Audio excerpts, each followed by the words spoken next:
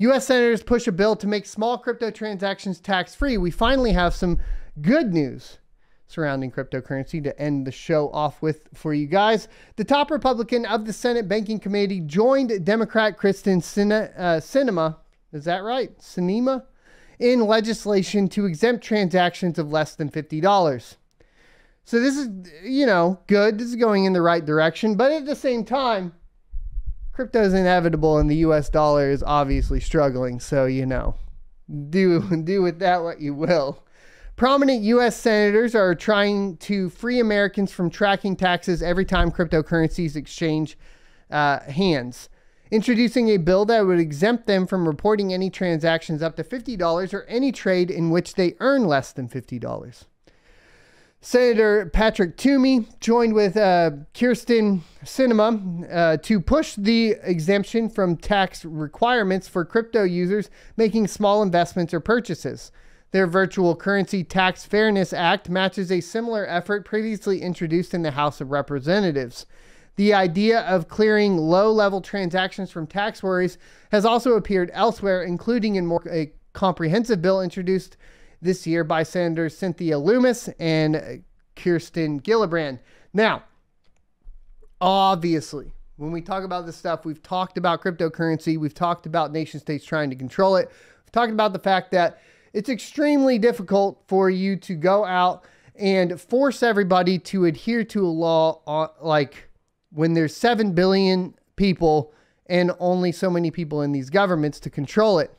And when we talk about these small transactions, like that is a ton of work for auditing and processing through the system. So at the end of the day, yeah, it could be for the people, but it is sort of a logistics problem too, of like, are you really going to have some guy out there trying to audit, you know, 30 million people in the United States or however many are participating in crypto at this point and find every single sub $50 transaction and process how much tax is owed on all of that? It's a little ridiculous, and it's basically you aren't capable of doing it. So we go back to that whole idea of like cryptocurrency inevitable. It's not controllable. You have very sophisticated peer-to-peer networks. Even if you wanted to track and tax every single cryptocurrency transaction, it's not feasible in the first place. So, I mean, it makes sense. You're kind of like, it's almost, to me, this sounds like throwing in the towel and being like, yeah, like we can't figure it out anyways. I mean, that's what it feels like to me. Their Virtual Currency Tax Fairness Act matches a similar effort. We talked about that. The idea of clearing low-level transactions from tax worries has also appeared elsewhere, including in the more comprehensive bill introduced this year by Senators Cynthia Lummis and Kirsten Gillibrand. While digital currencies have the potential to become an ordinary part of Americans' everyday lives, our current tax code stands in the way, said Toomey. I agree. He also sought to help the crypto industry on multiple tracks before he retires from the Senate at the end of this session. The latest bill will let people use cryptocurrencies more easily as an everyday method of payment, which is what we want to see, by exempting from taxes small personal transactions like buying a cup of coffee. Ta-da, sounds good. Proper direction. International Revenue Service has held a firm crypto policy. When you sell virtual currency, you must recognize any capital gain or loss on the sale, the IRS declares on its website. That standard has been among the roadblocks standing in the way of crypto's use in the U.S. as an alternative way to pay for things, industry advocates have argued. This would foster use of crypto for retail payments, subscription services, and microtransactions, said Jerry Brito, executive director of Coin Center, a crypto policy think tank in Washington.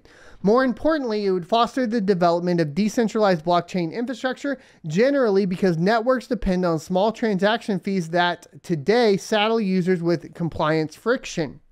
However, the new legislation faces an uphill climb in a Congress on the verge of a lengthy August recess before the midterm elections. Though there has been some movement on an effort to regulate stablecoins, most congressional insiders predict that crypto is unlikely to see significant progress on legislation until next year. So like I said, this is pretty good news, but at the same time, it's kind of like, like it kind of benefits them as well, because tracking all of that is just logistically, like, it's going to cost the government way too much money to do that at the end of the day. At least my personal thoughts on it. Thanks for checking out this clip from the Crypto Mining Show. You can check out the full episode here or more crypto content down here. Also, I'd like you to check out my locals page at sonofatech.locals.com, where you can become a member for free or choose to be a $5 a month supporter that unlocks additional content.